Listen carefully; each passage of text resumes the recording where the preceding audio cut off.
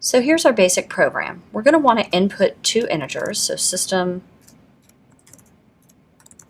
Again, you want to tell the user what they're inputting, so we always want to be polite. So please enter two integers. We don't really want to say numbers here because we don't want them accidentally typing a decimal value. Now to input, we do scan.nextInt. For both of those, and let me compile and make sure I don't have any typos. Okay.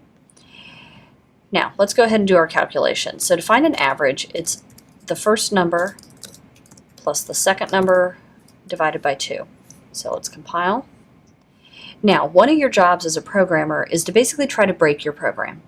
If I go ahead and I run this, and I run a 4 and an 8, it'll correctly tell me that the average of those two numbers is 6. But that doesn't really do anything to check and make sure I'm getting decimal values, since 6 should be a whole number. So we want to make sure we're running with values that will cause kind of unexpected results. So if I type in a 2 and a 5, that's going to add to be 7, and I should get 3.5 as my average. Uh-oh, we've only got a 3 here. So that lets us know I need to go back and make an adjustment.